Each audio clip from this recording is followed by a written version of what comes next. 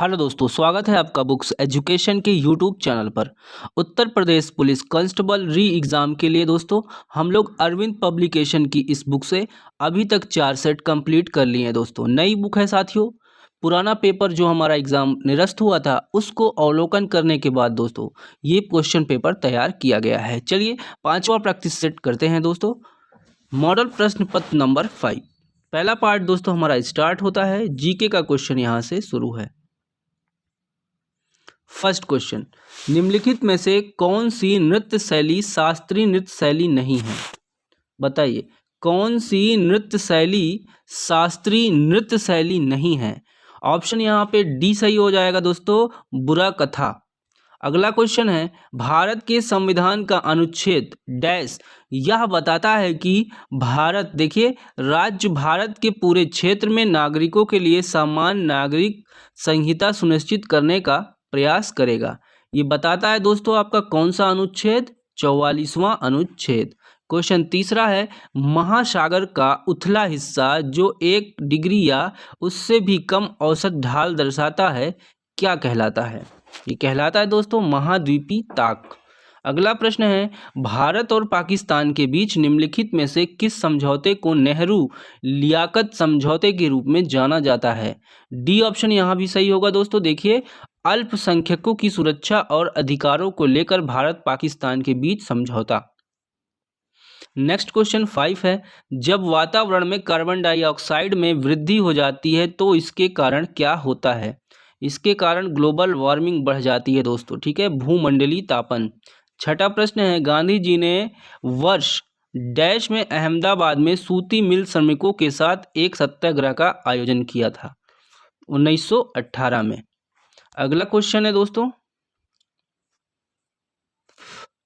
7वां, निम्नलिखित में से किस महासागर में टोरेस जल डमरू मध्य स्थित है? ये हो जाएगा ऑप्शन ए प्रशांत महासागर।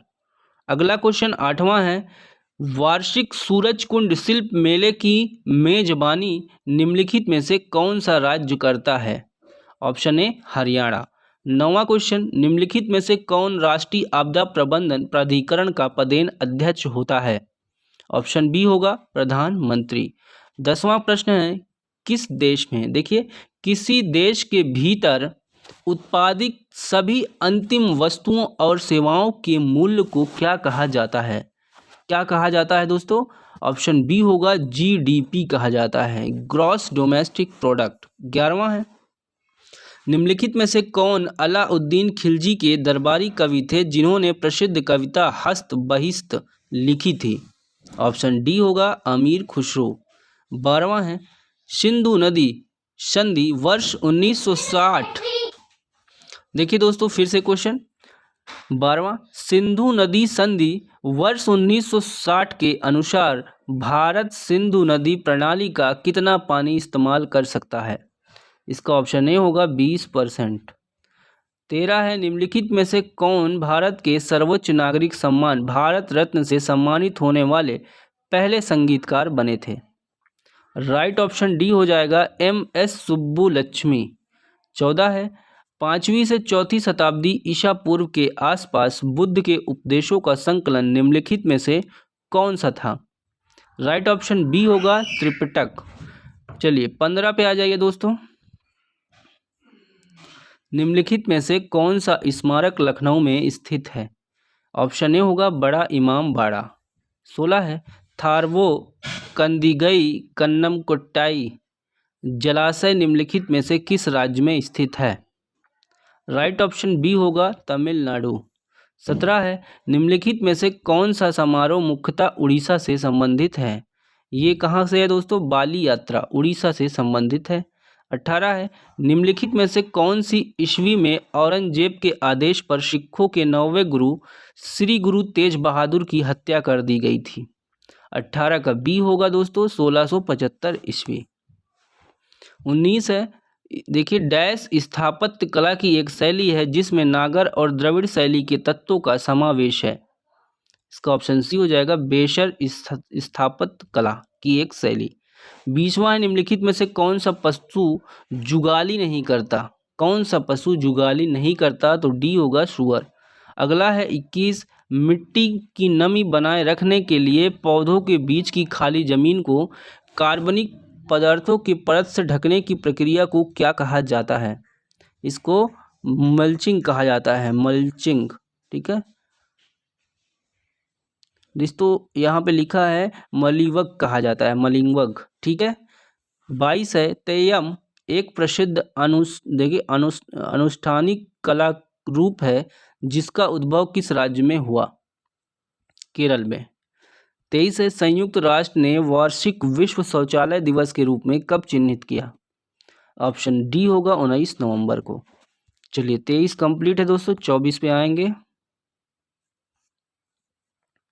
बौद्ध त्योहार संक्रांत निम्न में से किस भारतीय राज्य में प्रमुखता मनाया जाता है?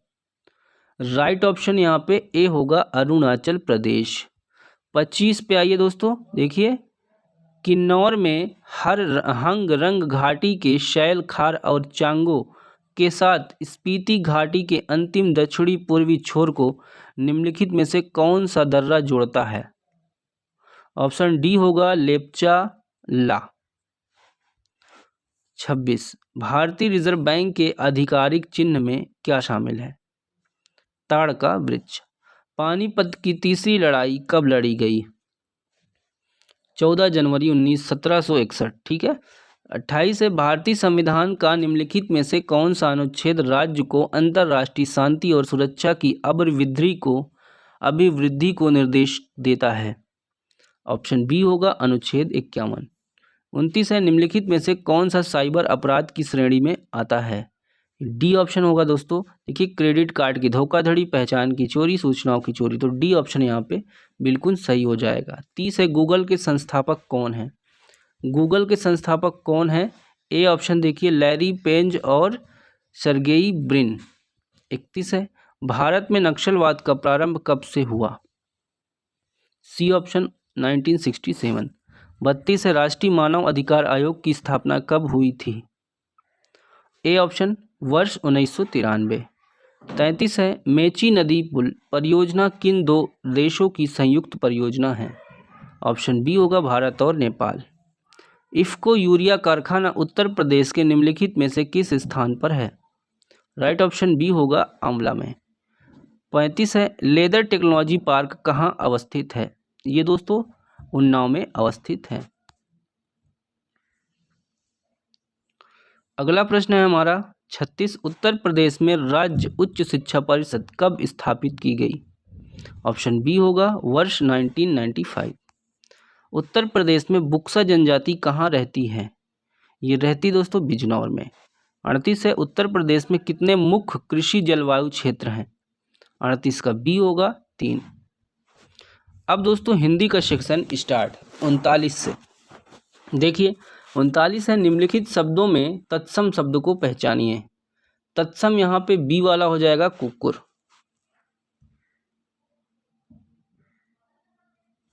40 है, निम्नलिखित शब्दों में तद्भव शब्द को पहचानिए। तद्भव हो जाएगा आलस।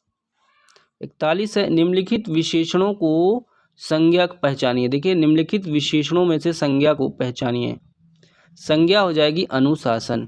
42 है, आप भी सब राह देख रहे हैं, रेखांकित शब्द में कौन सा समास है? आप बताना है ये कौन सा समास है। ये हो जाएगा संबंधवाचक सर्वनाम। 43 है, निम्नलिखित शब्दों में से विशेषण को पहचानिए। विशेषण यहाँ पे नैतिक हो जाएगा। 44 है, उसे धीरे धीरे लिखने की आदत है, तो धीरे धीरे क्रिया विशेषण होगा दोस्तों। ठीक है, 44 का ए हो जाएगा। 45 है, वह पढ़ता है लेकिन बात भी बहुत करता है। व्याकरण की दृष्टि से रेखांकित शब्द को पहचानिए। लेकिन क्या है दोस्तों? लेकिन एक अव्यय हो जाएगा, कंजक्शन। 46 है, आकाश में चंद्रमा चमक रहा है, रेखांकित शब्द का पर्यायवाची शब्द नहीं है। बताइए, आकाश का पर्यायवाची शब्द नहीं है। 46 में सी हो जाएगा दोस्तों रसाल। 47 है, संतोष महाधन है, रेखांकित शब्द का सटीक विलोम क्या होगा? 47 का ए होगा असंतोष। 48 है, दूसरों की बात में दखल देना के लिए एक शब्द क्या होगा? इसका जवाब ए होगा हस्तक्षेप। 49 है, वचन की दृष्टि से कौन सा जोड़ा सही नहीं है? सही नहीं है दोस्तों, सखी और सखियां। 50, जिस वाक्य में कर्म के अनुसार क्रिया में परिवर्तन होता है उस वाक्य को क्या कहते हैं? उसको कर्मवाच्य कहते हैं।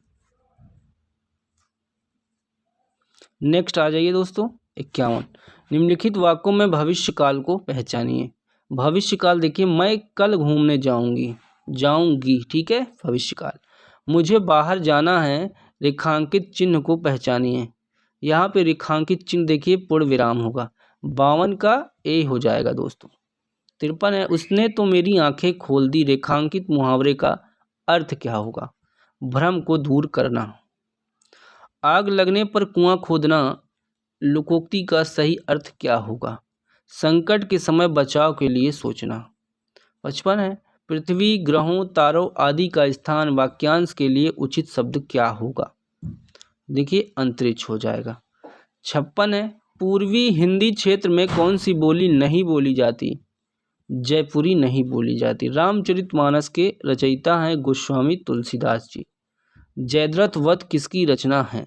ये रचना दोस्तों मैथिली शरण गुप्त जी की है। 59 है, निम्नलिखित शब्दों में से स्वर संधि को पहचानिए।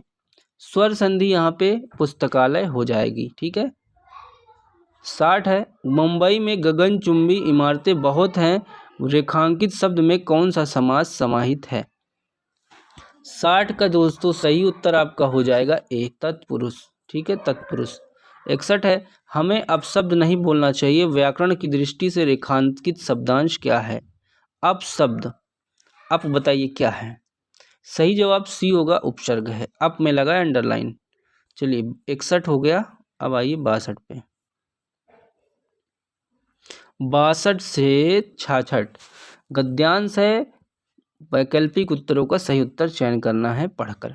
आवश्यकता की बात है हमारी शिक्षा का माध्यम भारतीय भाषा हो, जिससे राष्ट्र के हृदय मन प्राण के सूक्ष्मतम गंभीरतम संवेदन मुखरित हो। हमारा पाठ्यक्रम यूरोप तथा अमेरिका के पाठ्यक्रम पर आधारित न होकर हमारी अपनी संस्कृति, परंपराओं और आवश्यकताओं का प्रतिनिधित्व करे। भारतीय भाषाओं, इतिहास, भारतीय दर्शन, भारतीय धर्म, भारतीय समाज शास्त्र को हम सर्वोपरि स्थान दें। उन्हें अपने शिक्षा क्रम में गौण स्थान देकर शिक्षित जन को उनके वंचित रखकर हमारे राष्ट्र संस्कृति में एक महान रिक्त को जन्म दिया है, जो नई पीढ़ी को भीतर से खोखला कर रहा है। हमारी राष्ट्रीय परंपरा से ही नहीं, सामायिक जीवन प्रवाह से भी दूर जा पड़े हैं। विदेशी पश्चिमी चश्मों के भीतर से देखने पर अपने घर के प्राणी को भी वे पहचानते और अजीब से लगने लगते हैं। शिक्षित जन और सामान्य जनता के बीच खाई बढ़ती गई है और विश्व संस्कृति के दावेदार होने का दंभ भरते हुए भी हम अपने घर में ही वामन बनकर रह गए। इस स्थिति को हास्यास्पद भी कहा जा सकता है। चलिए क्वेश्चन पढ़ेंगे, आंसर देंगे। हमारी शिक्षा का माध्यम भारतीय भाषा इसलिए होना चाहिए क्योंकि उसमें भारतीय मानस का स्पंदन ध्वनित होता है। 63 हमारी शिक्षा में ऐसे पाठ्यक्रम की आवश्यकता है जिसमें दोस्तों हम भारतीय संस्कृति परंपरा का प्रतिनिधित्व हो। 64 है, उपयुक्त गद्यांश का सर्वाधिक उपयुक्त शीर्षक क्या होगा? तो क्या होगा? हमारी शिक्षा माध्यम और पाठ्यक्रम। शिक्षित जन और सामान्य जनता में निरंतर अंतर बढ़ने का कारण क्या है? इसका मेन कारण दोस्तों हो जाएगा विदेशी चश्मा लगाकर अपने को देखते हैं। 66 है, हमें राष्ट्रीय सांस्कृतिक परंपरा के साथ साथ जुड़ना चाहिए। इसका ऑप्शन डी हो जाएगा, भारतीय नव्य समाज शास्त्र से। आइए अगला क्वेश्चन है 67। देखिए कौन सा रस विभत्स का विरोधी है? विभत्स का विरोधी दोस्तों श्रृंगार रस है। राजा भिक्षुक को दान देता है, वाक्य में कौन सा कारक है? कारक बताना है दोस्तों, यहाँ पे संप्रदान कारक होगा। यातुधान का पर्यायवाची शब्द क्या होगा? इसका पर्यायवाची शब्द निशाचर होगा। 70 है, जिंदगी में कौन सा प्रत्यय है? 70 का ए हो जाएगा कि। अभय उभय शब्द का अर्थ बताना है। युग्म में दिया है दोस्तों, यहाँ पे ए देखिए, अभय का निर्भय और उभय का दोनों हो जाएगा। अगला है अली और अली शब्द युग्म का सही अर्थ। इसका बी हो जाएगा, अली मतलब भौरा और अली मतलब सखी। 73 है, नीचे दिए गए शब्दों में से कौन सा शब्द स्त्रीलिंग है? 73 का डी होगा आय। अगला है दोस्तों 74, निम्न में से कौन सा शब्द अनेकार्थक है? 74 का सही जवाब हो जाएगा डी, अर्थ हो जाएगा। 75 है, समुच्चय बोधक को क्या कहते हैं? इसका ऑप्शन ए हो जाएगा अविकारी। तो दोस्तों जीके और हिंदी का पार्ट हमने कंप्लीट कर लिया है, ठीक है। बाकी पीडीएफ के लिए दोस्तों आप टेलीग्राम ज्वाइन कर लीजिए, पीडीएफ वहाँ पे आपको प्रोवाइड की जाती है। धन्यवाद, बाय बाय, टेक केयर। अगर दोस्तों आपको कोई और रिक्वायरमेंट है तो प्लीज़ कमेंट करके हमें ज़रूर बताएं, ठीक है। धन्यवाद।